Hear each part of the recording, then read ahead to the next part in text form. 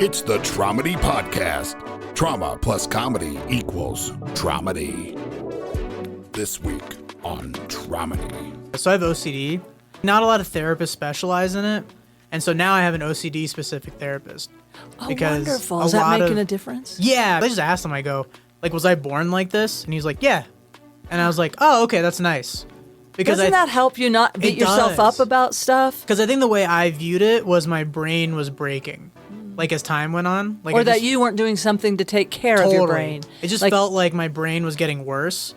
Because the best way to describe like OCD, it feels like it's like I walk through a room and then I'm picking up different things and then holding on to them. Uh-huh. And that's how it is. So it's like, for me, it's like germs, right? Like I think about that. Yeah. Then I'll think about like not making it as a comic or like whatever, like just some comedy hyper focus. One of the things he said is that there's waves where the OCD will like, because he was describing it to me. He's like, you're born this way and then there'll be waves.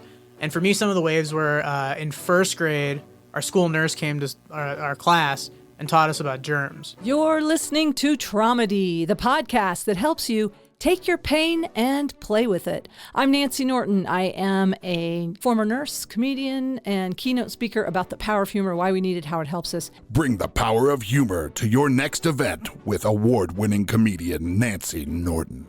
Nancy got out of healthcare for the same reason a lot of people get into it, to save lives.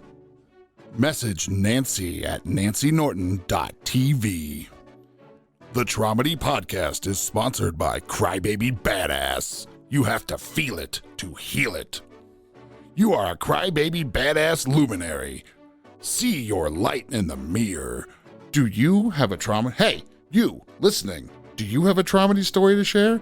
If so, send Nancy a message at nancynorton.tv. This is a very good episode. Every episode is so good. I love my job. I love my calling. This is a calling, as you know. I cannot not do Traumedy because I need it. I need it. I created this because I need it. I need these conversations. I hope by listening in, you get a little something from them as well. I really am learning from every guest some coping skills or some inspiration and always something funny every single time. And this is a mental health podcast. So keep breathing. Know you're not alone. If you want to find a comedy show or to connect with me, go to my website, nancynorton.tv. Everything is there. I am recording this on December 22nd. We made it. We made it to the other side of the solstice. So the light is returning. We're having some unusually warm weather here in Boulder. It's like 69. I don't know. I'm giving the weather report all of a sudden. Almost 70 degrees today. NCAR, National Center of Atmospheric Research, our administration is talking about defunding it. Please, if there's anything you can do, call your representative, let them know. We need the National Center of Atmospheric Research. Not only us, the whole world needs it. It's a global research center. It's about getting informed, letting you know when the hurricanes are coming, when these big windstorms are coming, or whatever's happening. Anyway, let this be for the highest good. That's my prayer. I don't know what else to do. Turn some things over to higher power. Hope that the holidays are treating you well. Well, happy holidays. Happy New Year. I will not be back until 2026, probably pretty early in January. We'll start season 4 of Traumedy. Thank you for being a listener. Thank you for being on this co-healing journey.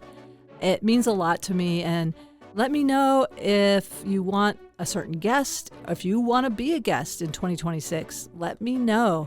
I love hearing from you. I hear from a handful of folks that the podcast is helping them, and that means the world to me. So it's helping me. I do hope it's helping you, just to know you're not alone. All right, enjoy this episode. Welcome to Traumedy. My guest this week is a comedian. Welcome, BK Sharad. Hi, thank you so much for having me. I'm so glad I finally was able to do this. I know, you're so busy. I know, it's been a crazy couple of years. Many years. Yeah. Well, we were just saying in the kitchen, because you met my son, he's 21 now, and it's like, oh, he's a man now. Yeah. He's got the big beard, and you've got Yeah. the big beard. But it's like, yeah, man. I mean, for me especially, I remember, and I don't know the name of the place in Boulder. There's a long, skinny room. I feel like you were there. Oh, and then I Sip. Yeah. The wine place. I'm just having a flash of you in there.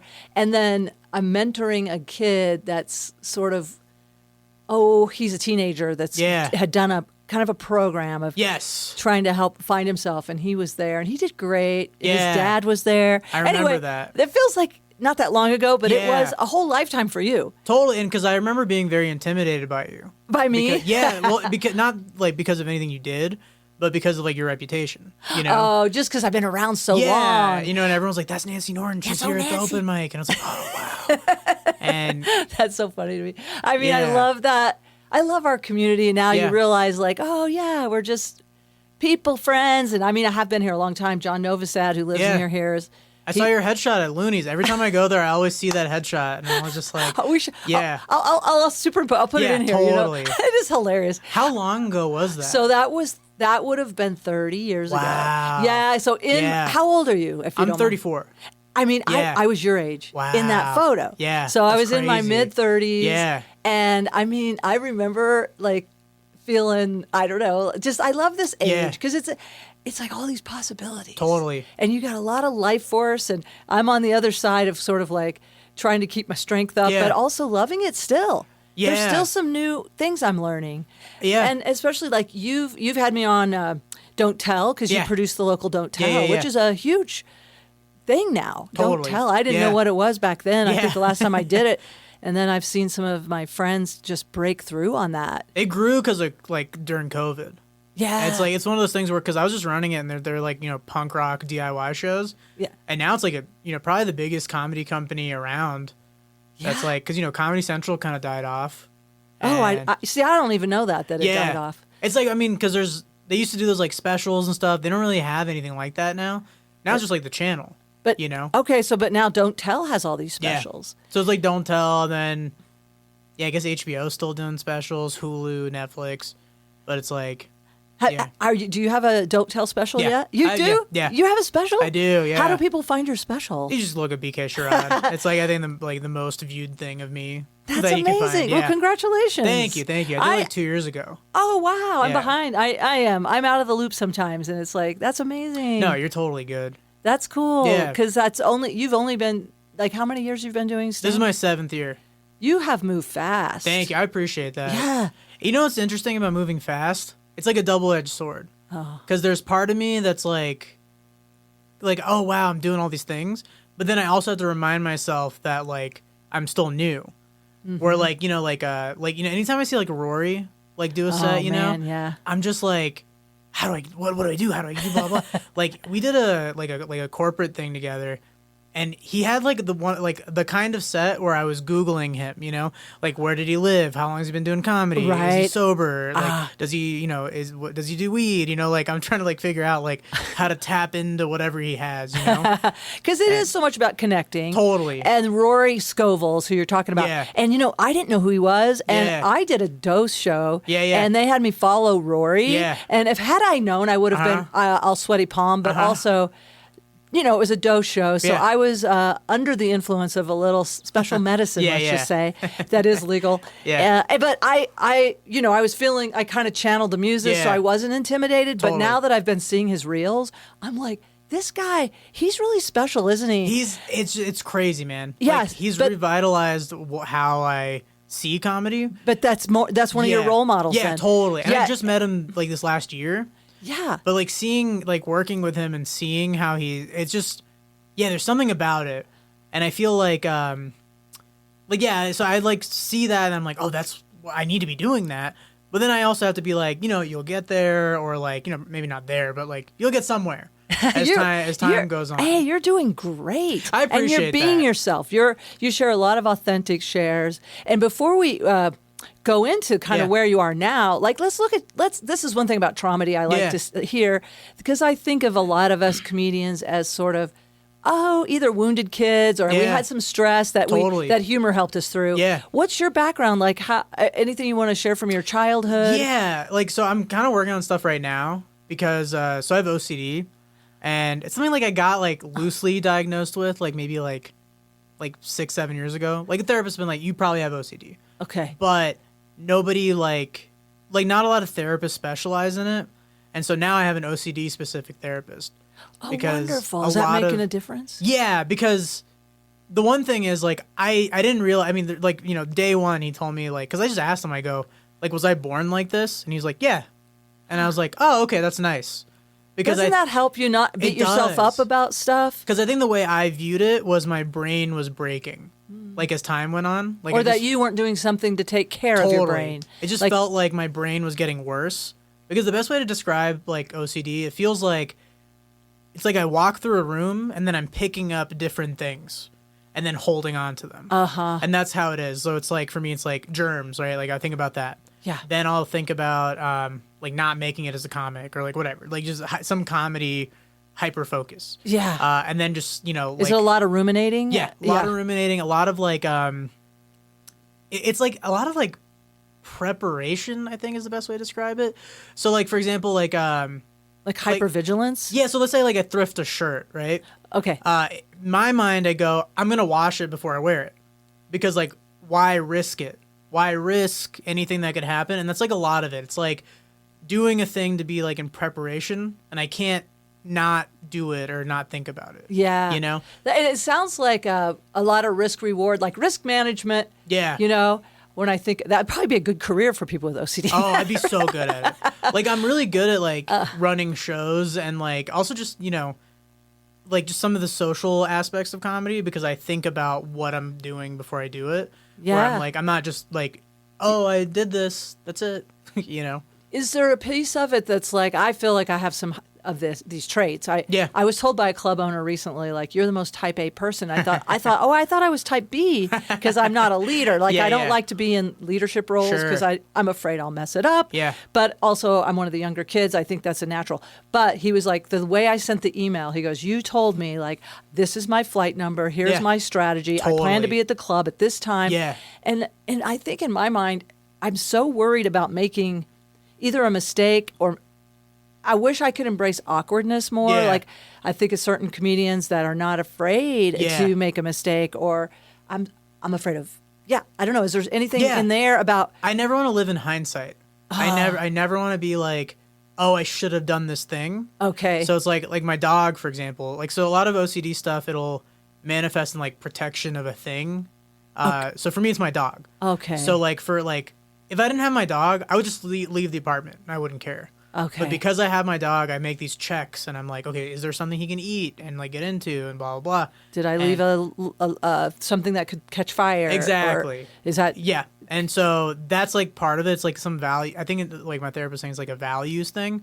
So I value my dog's life a lot. Yeah. And so that's like, yeah, because if I'm like traveling or something, I don't care. I'll leave the hotel. Nothing bothers me. Like, but if it's with him, I'm like, I need to, because I don't want to look back and be like, if only I didn't leave like that chocolate out, you know, or like whatever. So it's like, because you know, in the past, if you ever did make a mistake, did you give yourself severe consequences, or did somebody else give you severe consequences? There were severe consequences from like my mom or whatever, but even that, like, I didn't care really that much about. It's more you. Yeah, because like, so my therapist was saying, so I'm new to the OCD therapy, so like I don't have like solutions yet. We're kind of just like unpacking stuff. Okay. But one of the things he said is that there's waves where the OCD will like, because he was describing it to me. He's like, you're born this way, and then there'll be waves. And for me, some of the waves were in first grade. Our school nurse came to our class and taught us about germs. And then when that happened, I just remember going home and like my mom was like cooking or something. She didn't wash her hands. Like, you need to wash your hands. Yeah. You have to wash your hands. And I just like was that for a while. Dude, I'm smiling because I have a hand washing thing. Now, I am a 5th generation nurse, and I do think, I think there is something in our brain that knows germs killed us during, they did. My son almost died of germs, of kidney infections. Yeah. And, I share about like raging at him one time as a toddler because he was on the floor of a bathroom. Yeah. I like screaming at him, like out of control, like, No, totally. like we're all going to die. Yeah. And so I get that. I mean, and I just spent a weekend down at this lovely hot springs, and I was getting in and out of the hot springs just fine. Yeah. But then when it came to, I shared a room with a fellow comedian, I'm not going to name names. Yeah. But I noticed she came out of the bathroom and did not wash her hands. Yeah, and I yeah, mean, yeah. the first time I was like, I literally was doing deep breaths. I was like, let it go, Nancy. Yeah, Because I'm worried about alienating people. Totally. And then I was like, Nancy, let it go. And then she did it again, like right away. And I was like, oh, I need to have a talk. Like, I have to ask you, if we're sharing space, would you please wash your hands? Because I just see the E. coli everywhere. Yeah. And I can't, even though with yours, is it sometimes random? Like, there's days that it doesn't bother me as much as another day, or depends on my mental health. Like, if I'm like, if I'm like actively going to the gym a lot, eating good, not Sleeping. like getting high all the time, sleeping well, then it's not as bad. Actually, because like when I get high, it's fine when I'm high. Okay. But if I'm not high, then like, like if I'm, you know what I mean? Like if it's the rebound or something like after. So right now, like I'm like, because I was really stressed the last couple of months, like because my dog's health. Oh. And like one, because I didn't know what was going on with him, and two, it costs so much money. Yeah. And so I was like, okay, I can't really control anything right now. So I was just getting high a lot. And then, so now it's been like a week since I've stopped. And so I'm kind of just like letting myself like feel and like. So it's a lot, like a lot of feelings. Yeah, a lot of built up stuff. But also I just feel very clear right now, like clear headed. Because for a while I was just like in a fog. And then I was just like doing shows. I was having good sets, but I didn't feel like I was present. I was just like, because when you do comedy like enough times, it's like a muscle. Yeah. And so you kind of know, you're like, oh yeah, like you can tell what's going on, Yeah. And like, because it's just a job. So it's like if you go to any other job and just show up. So I just feel like I was just showing up. And I was having good sets, but I didn't feel like I was learning anything. And I didn't feel like I was, like gaining anything. Like being like, oh, wow, like this set I learned, and really, blah, blah, blah. The part of it for me is just really being present. Totally. Like, that's the one thing I will say to people. Like, I mean, I may not be writing as much as I did in my 30s. Yeah. I just was writing all the time. But I do feel like I show up. Like, even if I am doing old bits, like there's a nuance inside of it. Yeah. That, I don't know, maybe I'm just justifying not writing a lot. But no, because I feel the same way right now. Yeah, but being present is such I think audiences, the shared experience is part of what drew us, like craving a connection. Totally. At least for me, when I got into comedy, I thought, I really did need that connection. Yeah. And now I still like it, love it, probably still need it, but I also want to give back in a way too. But back to your childhood with OCD. Yeah. So you didn't have the diagnosis, but you probably, that's a lot of stress, Yeah, and like nobody helped me. Like nobody, so the germs was the first wave. The second wave was when I was in 5th grade. We moved to Texas, and the first day of school they did a tornado drill. Oh, yeah. And they have you like, cower in the hallway. Yeah, yeah. And I was like, what is this? And like they're like tornadoes. I'm like, those are here? And I remember being like, why would we move somewhere that's a thing? Yeah. And I started doing all this research about tornadoes, and then it came to the point like I would, if it like got cloudy, like and I could tell it was gonna rain, I would have to like rush home to like check the Weather Channel and stuff like that. Yeah. And probably scanning, like, where would I go? Like, people do now with mass shootings and stuff. I sometimes walk through a store and think, what could I dive under? Where would I, it goes, some days are, like I said, not even on my radar. And other times I'm thinking about survival. Well, in Texas specifically, there's no basements. So we had basements in New Jersey. So I remember just being like, why don't we have basements if this is a thing? Yeah, if this is a tornado alley. Yeah, it's like, does nobody here care if we live or die? Like, I was just very like... And and feeling like you had to be the protector of the whole family because nobody else is paying attention. Yeah. God, I get that so much. I think, I don't know, maybe I'm trying to can I have OCD too? Or like, I mean, seriously, I was thinking, this is weird. I was just thinking this the other day about going to amusement parks. I never trusted that they did the bolts right. No. Like, I'm like, why? Because you have to put myself in that job. Like, I would never care. Like there's no way I could care to like.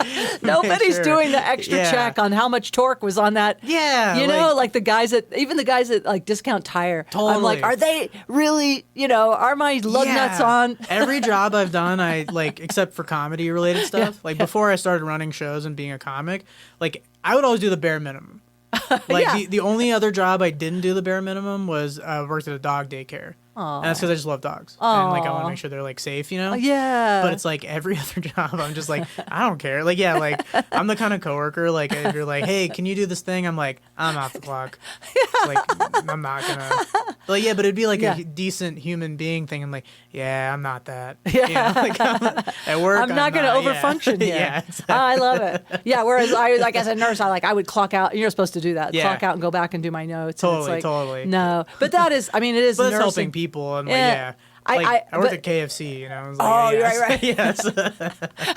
I micromanage when I go to KFC because Yeah. I love the coleslaw, I love the mashed Yeah, potatoes, yeah. and I'm like, fill those potatoes Yeah. up, fill that container up, my friend. Totally. And they look at you like, oh, okay, lady. Yeah. So yeah, the OCD stuff was like big, but Yeah. like my parents are also like, you know, they're Indian, and so mental health is not like a thing. So, Because it's all about what? Just survival? no, or just I think it's an immigrant thing. Okay. It's more just like they That's- don't talk about that there. Cause like my parents, my dad is like from a village, you know, like where he's from is very poor, so like they're just like surviving. Yeah. And then my mom's family, I think they're like a little better off, but still not like great, you know, in India. And so they do just survive. They don't have time to like talk about mental health or whatever. Yeah, or And- look at yourself. Like, we got stuff to do. Totally. We just Because they're just busy getting food and Right, surviving, right. and so like you know, growing up, like I could tell something was not wrong with me, but something was different, you know, but like nobody seemed to notice, because I think at school, because my parents are immigrants, they were thinking a lot of the things I was experiencing was like immigrant related, you know, and not like mental health related. Yeah. Because they're like, yeah, he's just weird because he's not from here, you know, like That's a cultural thing. And did you have any language issue, or were you? Oh, because I spoke English like growing up and stuff, and I was Okay. born in New Jersey. Okay. But it was just the like cultural differences. Yeah. Because like I learned a lot of stuff from like TV, you know, Yeah. and so it's like, yeah, but it was no one like really helped me. No one was ever like, oh, you have this, like you're obsessed with the weather, you know, because you're trying to figure out tornado. Like I learned how to predict like radars and stuff like that. Really? Yeah, like I could have been a meteorologist. Like I'd be really good. Like I'd like watch like the news. Do you still kind of have like Like a the little radar bit, app basically. and like to watch the patterns? Like and- if there's like a cold front coming through, or like we whatever. just had this crazy wind. Oh yeah, no. How were you in the wind? So the power came back at 2 a.m. Oh. Like we were like safe and stuff. Yeah, but how did you? Yeah, did that rattle you a little It bit? did because I mean, it was unnerving. Because for that long too. Yeah. Because like we've lost power before, but also like Excel wasn't like giving us an update, being like, hey, we're working on it. So I was just like, I don't know what's going on. So that's why I texted you, and I texted I think like Ben Bryant, because I was like, I just need to know if like there is an outside world still, you know? Yeah. Because all I'm seeing is pitch black. Yeah. I took my dog outside just to pee, and I was like, hurry up, because like, we can't see. Well, also with tree branches falling. Totally. I mean, I was shocked because we were out here yesterday. Our dumpsters were flying across this Yeah, parking lot, running yeah. towards our car. So we're trying to figure out to wedge them up against the Yeah, curb. yeah. But then I said, gosh, we were right under that. I mean, that was a deadly. Yeah. There were some tree branches that. I saw something really sad. It was a squirrel got like, you know, yeeted by the storm, and I just like, because we were walking, and my girlfriend was just like, is that a squirrel? I was like, just look ahead, just keep going. Send it love. Yeah. I know. I was worried. I know. This is me. I worry about all the little animals. Me too. And they don't have like they're on their little nests are getting blown away. Where do they sleep? Where do when squirrels sleep in general? I'll show you these nests up here, but they look like a bunch of leaves. I used to think it was just I leaves. thought they were birds' nests. No, those are squirrels' nests. Wow. And so my son and I used to sit at my south window, Yeah. and we would open the curtain at like sunrise and go, "Let's watch the squirrel show." So it was the squirrel show. Yeah. And literally, I have a picture of him with his arm around our dog. Yeah. Watching the squirrels wake up, Yeah. and it's like a clown car. Yeah. There's like 8 of them get out of a little nest. They kind of Wow. unfold their tails, and then Yeah. immediately they just start playing. Because there's a lot of squirrels here, because we have like relationships with our squirrels. Yeah. Like because there's like I can tell which ones are which. Like Aw. there's one that we have a bird feeder, and he has like a messed up tail, and so he would eat from the bird feeder. Oh, And so like I'd see him every day. And then there's this other one that has a scar on his face, so you really know them. and he would get real close. Like when we walk, there's a couple times I'm like, okay, look, buddy, I know, but I don't know what your deal is. Like, I like seeing you up close, but I don't know what you're going to do. Yeah. So it's like, and you already have the scar on your face. I can tell you're a little ornery. Yeah. So let's just... Let's keep our space. Keep our space. Safe distance. Yeah. And there are the germs that, Yeah, exactly. I don't know if you have rabies or I what. used to feed the squirrels, and then one time I made the mistake of handing one a peanut. Yeah. But its little claws are really sharp like a cat's. It kind of scratched my fingertip, and I did get like, oh, maybe I don't need to hand. It's not a good idea. Yeah. I mean, and like my joke is, my dad lived on squirrel during the Great Depression, for real. And it's like, well, I'm a vegetarian, but like, if the quinoa runs out, I'll eat a squirrel. I'm a broken record. I've said that so many times, but I don't know if I really would at this age. Part of me is like, do I want to live that hard? I don't know. But so where were we with your childhood? You were at 5th grade, fifth grade, and then storms. Do you have any siblings? No, only child. Oh, so that's a lot too. Yeah. I mean, it's a lot of responsibility as a kid. My son is the only child, and I know like there's no one to dilute my neuroses on him. That's a lot. And I've told him like hey dude, you had an adult child. I'm in a recovery program for adult children, so I'm like, you've had an adult child. Like basically I'm a pretty good babysitter, but emotionally 14. Yeah. So I just want to own that for him. Yeah. There's no commiserating too, because if you have a sibling, you can be like, mom's being crazy, right? And then they're like, I don't know what their deal is. But like for me, it's just like I'm like, I hope this is normal. This is it. Yeah. Do you feel a certain pressure to be someone? Oh, 100%. Because here you are, a child of immigrants, and then, I mean, my whole life. Yeah. Because like when we moved to Texas, there's a bigger Indian community there, and so all the Indian parents, like I had a lot of my own interests when I moved. Okay. Like I loved hockey, skateboarding. I really had all these things that were my own. How old were you when you moved to Texas? 5th grade? You were 5th grade. So I was 10. That's what you said. Okay. And so when we got here, or to Texas. What town were you? A place called Plano. It's like a suburb of Dallas. Yep. So a lot of Indian people there. Oh, I didn't know that. And so it was weird because it was like my mom had these Indian friends and their kids were doing certain things. Yeah. And they were kind of all doing the same stuff. So like they all played tennis, they all played chess, they were all in like these honors programs and stuff like that. And I've always had ADHD, and that was another thing. I'm like looking back, I'm like, why did nobody like notice? I know. Because it's just like I couldn't organize anything. But if you gave me like a group project or anything where I could talk or something, like I would crush that. And I always would be really good at English. That was always the subject that I would be amazing at. But everything else, I just could not. Like just sitting and doing it, even like still, it's like I know if I have an audition or I have like a contest or something. Oh, so you're an actor also? Yeah. Like but not like that much. I've done like some stuff, but no matter what I do, I have to do it in one sitting last minute. Okay. I can't. I don't know how anyone can be like, I have this project coming up in 2 months. I'm going to start working on it 2 months from I can't do it either. Yeah, and I don't know every what it semester is. I would say I'm gonna stay ahead. Totally. But it's the adrenaline. We need the pressure. Yeah. To have all that adrenaline, and then we do. I mean, get it done. We get it done. Yeah. And did people ever say this to you? Like, if you don't know it by now, you're not going to know it. And I'm like, oh yeah, I'll be out in the hallway right before the class studying. Yeah. And it's like, but I'm a crammer. Yeah, I'm a crammer, and also like because I can't conceptualize how to do the other thing. And what's interesting is when I went to college, I didn't get a degree, but the value I took from college is learning how I learn, and figuring things out. Where like I used to cheat a lot.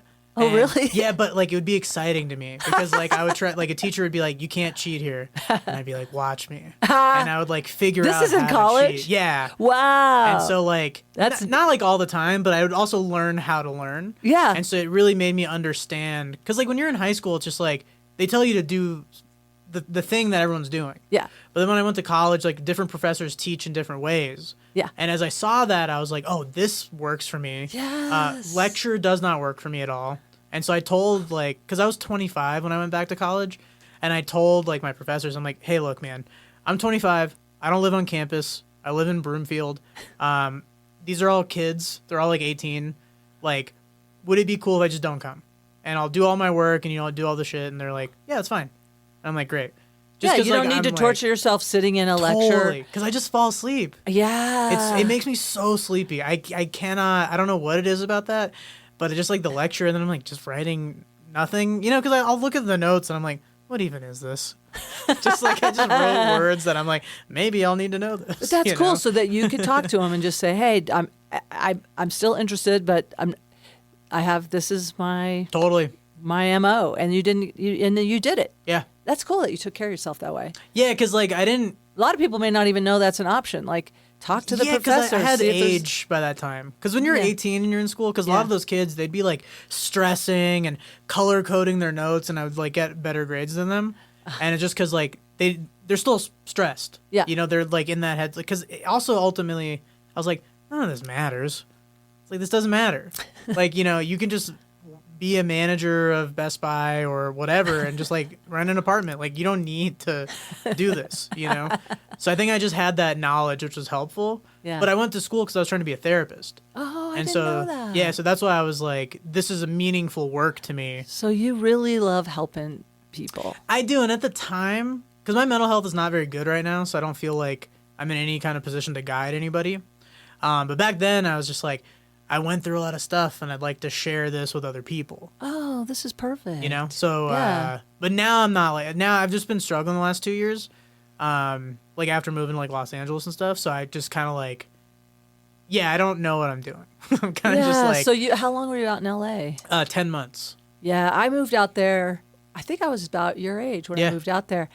I gotta say, I'm very sensitive to energies, and Yeah. it didn't work for me. It drained me. And Yeah. also there's just a desperation in the air. Sure. You know, there's just so much. Everybody I talked to Yeah. was trying to get in the business. Totally. And it just, I don't know, man. There wasn't anywhere I felt like I was trying to start a running club at Griffith Yeah. Park is Yeah, what my yeah, idea yeah. was. If I could start, that was before I was doing like I think I had a little altar and did a little bit of meditating. Yeah. But man, it's a tough place to ground. Especially like for me, the finances is what was stressful. Oh. Because it was like, I got there and then my girlfriend had a hard time finding a job when we got there. So you were providing just- for yeah, it two was- people yeah. and a dog. And I didn't have that much, like, the income wasn't a lot. I had a decent savings. But it was just like, I was stressed because I was just like, comedy used to be like fun before I went, where I was just like, Yeah. we're having a good time. I'm paying rent. We're chilling. I'm, getting funnier and do blah, blah, blah. And then you get there and then when you're not making money, there's this pressure where I'm like, something has to click so I can make money. Yeah. And then I'm not creating in a good way because I'm creating out of desperation Yeah. instead of just like, oh, Yeah, here's you're a not in fun- that expansive creative mindset. Totally. You're under fear. Yeah. And I'm still a little bit in that mindset. Like, I've gotten better, but it's still there a little bit. Because I think the path feels less clear.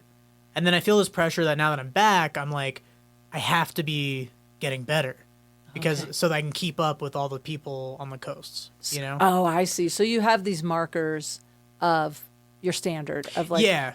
of ascending. Totally. Like, I'm growth oriented in so many ways, and I'm doing a lot of personal work right now, which Yeah. is why I give myself like credit or I don't know, pass. Yeah. I'm like, man, I'm doing so much personal work, and then it trickles into how I show up. But I'm doing another psychedelic trauma therapy session next week, and it's really helping me like get out of those old neuronal pathways of feeling not enough. You know, like I have something to prove. Yeah. Now, again, I know I'm in a different phase of life. I Sure, should be sure. retiring, but I'm going to work another decade probably. Yeah. But is there anything that helps you to kind of, are you doing any meditating, or is there anything that helps you to kind of take a little step back and look at the bigger picture of? I've done a little bit here and there. I've been trying to get back into it. Yeah. I'm going to start doing yoga next week. Oh, yeah. But as of right now, I feel very stuck in this like material world because I used to have like a very good spiritual practice that was so beneficial for me. But it's just been hard to get back to. Yeah. Because it was very intense. If you're scared about money or shelter or any of those primal, food, Yeah. like money is basically all those. Yeah. The basic needs. I know it's a whole different vibe, and it is harder to just sit because the whole time you're like, I should be making some money. I should be Yeah. out hustling, and it's very hard to give yourself that window of like Especially there. The rent was so expensive. Because it's like here, if I get into like, any kind of financial stuff, it's like, it's cheaper, Yeah. So it's not as bad. And also when I say cheaper, like not only just the rent, but like gas, food. Yeah, and you're sitting on the know? highway so Yeah. long. Like, Yeah. I don't know. I haven't hung out there in a while, but the amount of concrete I can't. I need nature. Like even here, I have to look at trees. Yeah. Trees recharge me. Your squirrel. Yeah. You know. However, little things in nature. Did you have any nature out there? Yeah, so like I would go to the beach a lot, which was like a that's new like biome I didn't know I liked. You know. Oh, that's cool. So there's in Malibu, we would go in the winter because no one would be there. So me and my girlfriend and my dog would go, and there's like a nice like seafood place by there. So it was nice to go there because it was So just, like, quiet. you did find your little place, Totally. like your recharge. That's cool. Or your Because something that's hard for me is like, I love comedy so much, and I'm willing to do like anything for it, which is good and bad because it's like, you know, I'll live in a place that doesn't feel great for me because I want to make it, you know, and like be successful doing it. And so like, you know, like New York, for example, is like, that's not like where ideally I want to be. You know what I mean? Like as far as like, in a perfect world, I'd love to like live in like Portland or something. Oh, really? You know? Yeah, I love Portland. I do love like too. that rainy, cloudy. Oh, really? Like, So just for you love that climate? Totally, yeah. Love the climate, and then you're an hour away from the beach, so you can go there and like you just wear a jacket. And you have on the mountains beach. as well. Totally. I mean, it is kind of the best of both worlds. It's beautiful. We love Nathaniel, my son. I took him to that Oregon coast. Yeah, And I mean, it's like your heart opens. totally. And it cannot close. It's affordable too. Like yeah. so, you know, like So Tillamook. are you talking like thinking about moving there? I mean, one day. Like I Okay. think like, you know, like after I'm, you know, settled. Like if I can be like touring, you know, like leave on the weekends. Yeah. Because like you can buy like a house in Tillamook for like $350K. No way. Yeah, and it's like, you know, 10-minute walk from the beach, and then it's an hour drive from the airport. So, you know, you could just Thursday drive to the airport, do shows Thursday, Friday, Saturday, fly back Sunday, and then, you know, there's Helium out there, which is a great club. Yeah. And then you could just do... I've never played Helium. I used to It's play great. Harvey's. I need to, yeah. It's Yeah. awesome. Because, yeah, like, I got to open for Adam there one time, and it was the best. Adam Caton Holland? Yeah. Oh, And nice. it was so good. Because you know there's a guy named Adam Posse out there. Have you ever met Adam? Yeah, he's great. He was on that show, too. Yeah, he's Yeah. an awesome dude. I met him during the Seattle Festival. Yeah, And he's great. We hung out, and he is such a nice guy. So nice, so Yeah. funny. Yeah, And so, yeah. Polynesian. Yeah. Samoan guy. So Yeah. he's so like, you know, then you could just if you live on the coast, you're an hour away from Helium, so you can just go stop in, do sets like on a Monday, Tuesday, you know, whatever, work on some stuff. Sounds like you have a pretty clear vision there. That's what my dream is, but it is just like getting there. It's just like the path feels murky right now. Why is that different than being in Denver? Well, because here we have a lot of stage time. That's true. We do have a lot of And stage Oregon time. does. It's not that they don't, but it does not feel as like, much as here. Yeah, not as much as here, and also at the level I am right now, I have to travel a lot, in a way that's easier to travel from here I see what you because mean. we're like centralized. Yes. Because from there, it's like you Those know, if I- flights are a little more expensive, probably. they are, and they Yeah. take longer. But if I'm like, you know, very successful or whatever, where I can like I'm doing the clubs, I got you. it's like it's worth, you know, flying. I from love there. that you have the vision. Yeah, Like- that's what I want. Yeah, And so it's like, you know, kind of like, you know, Chad Daniels. I should. He's so funny. He's like one of my favorite comics, but he lives like in I have to look him Minnesota. up. Okay. He's never lived in LA, never lived in like New York, but you know, headlines clubs all over the place. Very good comic. And did he blow up? It's so cool with social media now. Like we didn't have this when I was a kid, Yeah. you know. But it's so cool that like people. I mean, it just blows my mind. Somebody you see one day, 2 years later, they're at the Paramount. Totally. And I'm like, what the heck's going on? Yeah, and anything that's- is possible. I think just trying to figure out what that looks like. 'Cause Yeah. it feels like stand-up clips are dying a little bit. Yes. Where it's like the bubbles bursting, which There's is like just a lot out there. yeah. And then this brings me back to what we were talking about earlier Okay. about the title. Right. Being a comedian. Because I love stand-up so it's my favorite. Like it's my all-time. Like I've done some small acting stuff. I enjoy it, but man, when I'm on stage and just doing a set like that, that's the shit. You know, Yeah. like anytime if I do let's say I get a TV role or something, the thing that would be the most exciting is I could sell more tickets. you know? Yeah. So do more comedy out of I that. love stand-up, but lately I've been wondering because there's other facets of my humor, you know, where like yes I can be funny on stage and you know blah blah blah, but like you know I can't be like hey audience watch this video I saw, you know, and then like comment on it or you know. Yeah. So there's other elements of my humor that I'm trying to figure out how to tap into. Like I love YouTube videos. That's like another part. Like I love watching bad movies and like I would love to comment on you know like stuff like that. So there's other things Yes. that now I'm like I've been trying to think of other ideas. Yeah. Podcasts or whatever. Right. I love that idea. Just to let people like a little more in. Yeah.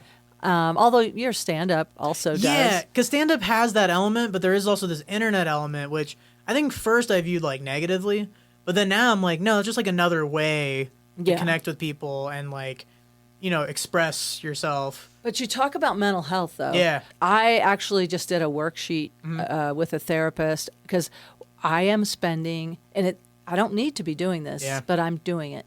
I'm spending 2 to 3 hours at a time scrolling. Oh, like I cannot, and I think, I'm not going to do it this time, and I do it again. I ruined my sleep last night because I was just there in the dark, and then I started scrolling at like 10 p.m. I didn't stop until 3:30 or something like that. We're not alone. We are not alone, and it's designed. And and I don't know about you. It's not just doom scrolling. I'm also looking for the heartfelt, like I things that bring tears to my eyes, and that beautiful. Like if you're into dogs, I'm sure you've seen a lot of dog stuff. Yeah, I see a lot of just resilience things and just people that care, and I'm just like so glad to know they're out there. And then, of course, things that kind of justify my anger at the administration. I don't know, man, but. How to balance mental health with social media? That's hard. Yeah, I wish or a little timer, or is there any? I mean, I have an idea in my head, but I can't execute it because there's other thoughts that come up. So in my head, I go like today, for example, I scheduled a reel for today or tomorrow, and then I shared about like shows I have, and I was like, well, that's it. I don't have to do anything. But then I was sitting and like, how's this reel doing? And stuff like that. And then it did bad. Because also, even when I posted the reel, I was like, I don't even care about this reel, but I have to post something. Yeah. I haven't posted something in a while. And then there's also this level of like, being online, it feels like a party. And you want to be remembered at the party, and you also want to interact with people at the party. So there's part of me that's like, I'm just going to show up, post, and leave.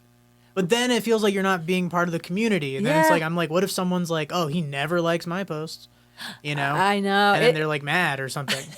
I have to say, there are a couple people that I feel like it's like people that I'm close with that are in comedy. And I actually had a conversation, again, with a comedian friend where I was like, hey, I'm always liking your stuff. And then I see your name on a lot of people's stuff. Yeah. Because the way Reels works is like if they like something, they show it to you. Totally. So I'll see liked by, and I'm like, why? Never on mine. Never. I know. Like 0 likes. But you can't think about those things. But I mean, but you can't not. It's like I'm a normal human, and I mean not normal. I mean I'm a human. Yeah. I'm just like, but I know comparison is the thief of joy. Yeah.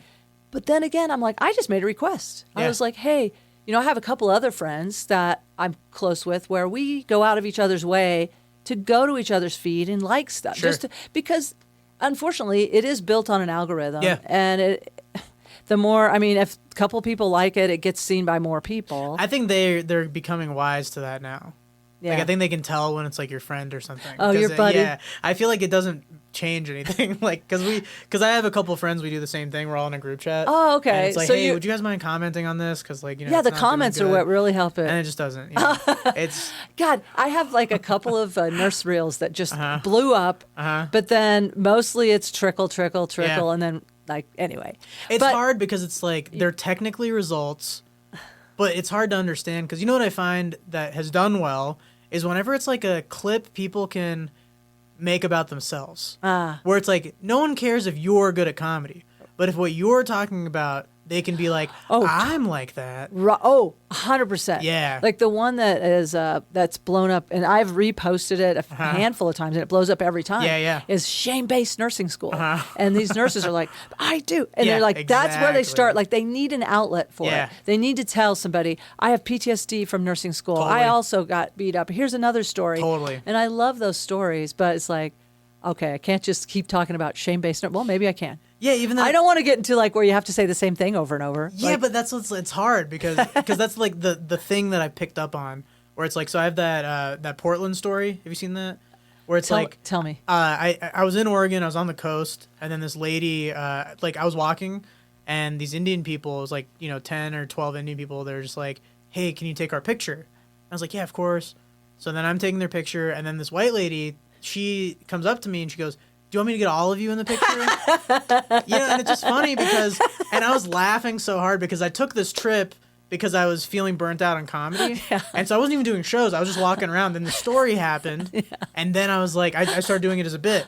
Like as soon as it happened, I started writing it down, because it's so just, perfect. Yeah, because I felt so bad, and it's funny. No, I would be that white lady. Yeah, my and son. that's what the comments are. Oh my God. The comments are all, I would be this white lady. Yeah. Or like, oh my God, poor lady. Like that goes viral every time because people are like, that's me. I've done that. And the first time it went viral, which I'm missing it on the second time, which this is also where like I think social media is maladaptive, because I've had 2 reels that went viral because people are having race arguments in the comments. Oh. And then now this most recent time, it's only positive. I'm like, come on, someone have a race argument in these comments.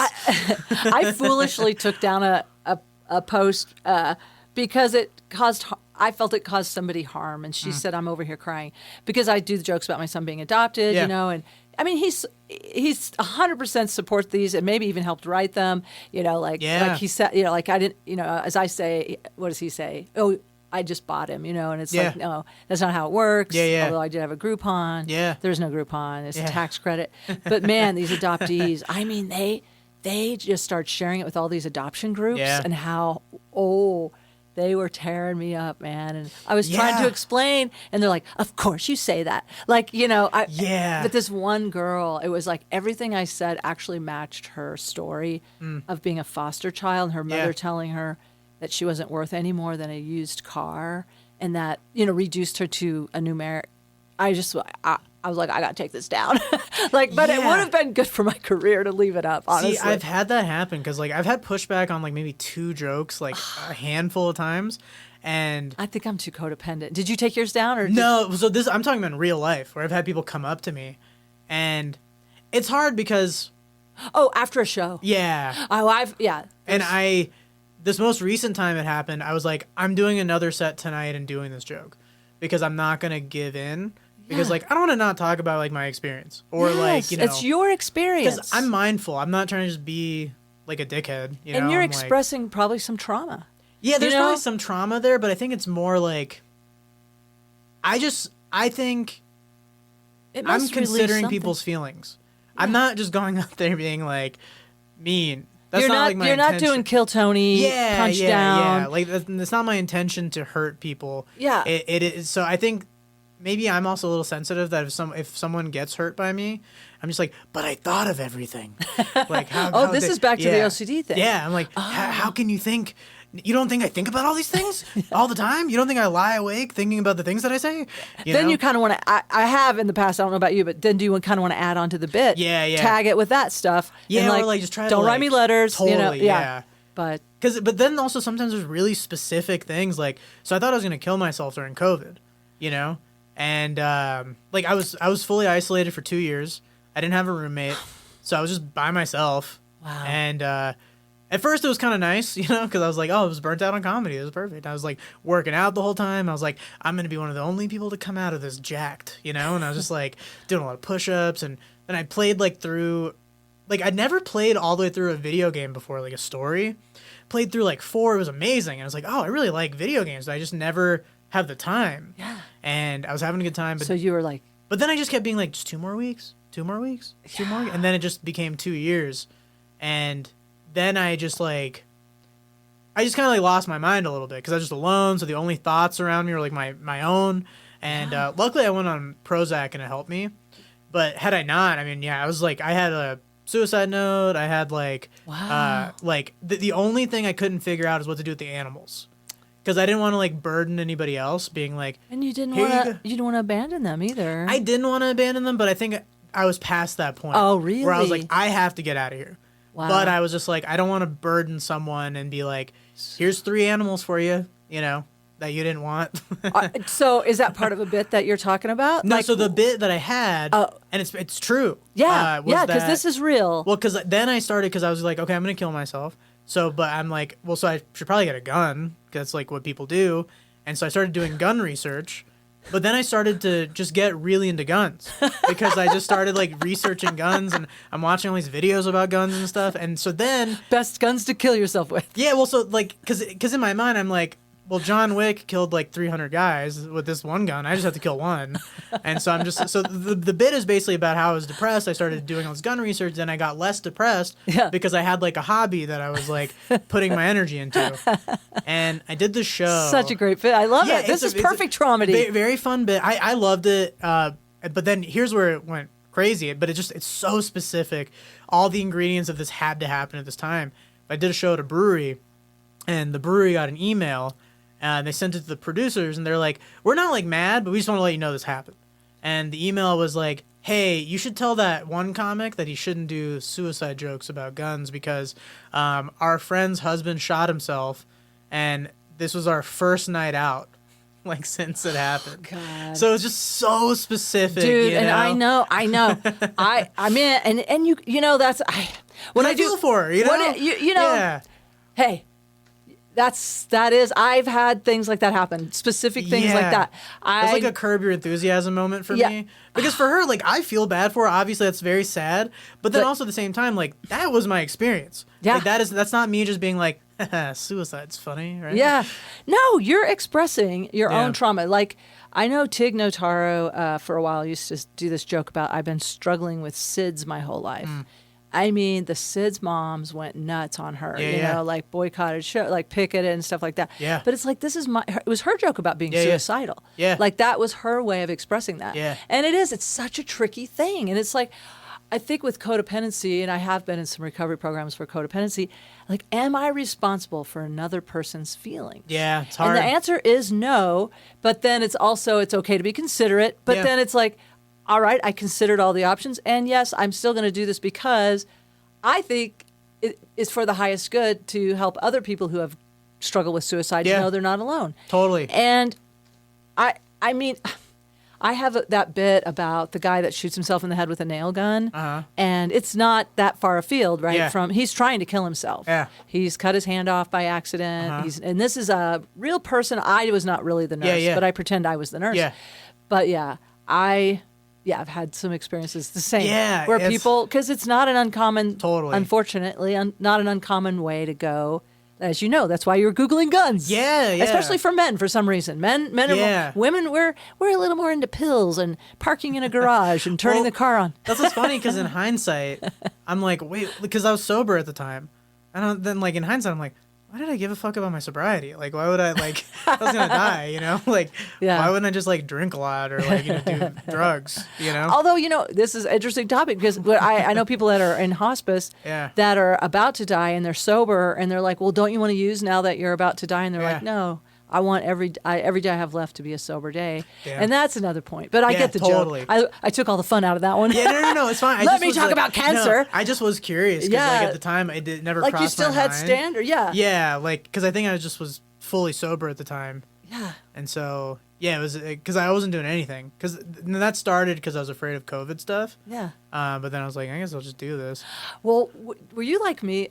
During COVID, it was like everybody was being careful about germs. Yeah. And it felt for a second that I wasn't alone with I know where this finger, like on an airplane, like this is my finger to open like. I do the same thing. Yeah. You might have OCD. Yeah.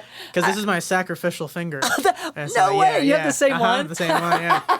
So when I walk around, you see me open doors, like it's always left pinky. Yeah. And like either this pinky is very strong or it'll give out. I don't know which one. Well, you probably get a little arthritis in it. Totally. Well, like in in India and Nepal and these cultures where the left hand is the hand that people clean themselves with, and so like this whole thing about if an ignorant white woman and I accidentally hand somebody change or give them the money with my left hand, they will go like this and remind me to use my right hand because it's like that's just bad manners. So there is a germ awareness there. And it is. I think it's got to be ingrained in it's some way we survived. Totally. Those. I mean, that's why diseases. COVID was hard because I could see all these different, and also the science. We were wiping down everything. Yeah. We're just. But but there was something like I said. And now everybody is aware of it for just a little while, and then it all went away. And also, there's different degrees of caring. Like we had a package room at my apartment complex, and so I had like a system where I'd like let like all these packages build up, Then I would go put them in my car, and then they said like COVID dies after like 48 hours or whatever. So like my car then became like a decontamination chamber. Oh, that's cool. For like all the, especially if it's warm. Yeah. Because at first I thought the freezer. I was putting stuff in the freezer, and then I read like, oh no, actually that helped. That helped it live. You just never know, and it was also just hard to get stuff like soap and like even like wipes. Like I was using like industrial like gym wipes or something, like on my food and stuff. Just because it's all I had. Like Lysol wipes were gone, and people were panicking. Yeah, and I remember because I remember going to the grocery store right before it was shut down, and everyone was wearing like hazmat stuff basically, and I'm just like, oh shit! Like, dude, should I be? One time, right at the beginning when we didn't really know, and I had read The Stand, so I literally did have on one of those respirators. Yeah, totally. Goggles, gloves. Yeah. We had no idea though. That's the thing. We didn't know. We didn't know. I was just, and I have a child I'm responsible for. I can't die right now. Yeah. I mean, I might kind of joke about like, there was a time when I was going through sociopath abuse when he was a toddler, and I'm like, man, I do not want to be here, but I have a toddler. I can't even take a nap when I want to. I can't kill myself. Yeah, totally. But I mean, that's good traumedy, man. And do you use, I mean, you got to be using humor a little bit with your OCD stuff too. A little bit. Sometimes can you laugh about it at all, or does it I think help? it hasn't felt funny right now because I'm still in the process of it. Yeah, you're still in the discovery phase. Because it feels like the worst it's been currently. Yeah. And so I'm like trying to do like, I mean, I literally have like hand sanitizer in my pocket right now. Sure. Oh, I mean, I have a thing that hangs on my backpack. Yeah. I should have some in here probably, but I just always like literally right here. I gotta keep it on me. Yeah. It's like, and they made these jeans that have a perfect zipper pocket just for it. And sandy jean pocket. Yeah. And then especially like right after I get off stage, first thing I do, sanitize my hands. Other thing I really like during COVID is like microphone is it's an intimate thing. Now we no don't one's have to be cleaning it. No. And like there's certain people, and I hope I'm rest not. their mouth on it. Yeah, they're always like they're right there. Yeah. And then you can smell their breath. There's a few comics that if the microphone touches my mouth, like I can't not think about it, and I'll have to riff about it because I will not be present. Yeah, and I'll have to be like, I'm sorry. Man, we should do OCD shows. Yeah. I think there'd be a lot of people that would come to that. There is stuff like that because let's do an OCD theme. That'd be man. And we will. Everybody bring. I have 5 SM58 microphones. Yeah. Everybody bring their own microphone, or I'll sanitize them. Like I like that. I really feel like it's crazy. I mean, when the H1N1 was going around, an entire group of this activists. That. Oh man, we spread it. I got so sick.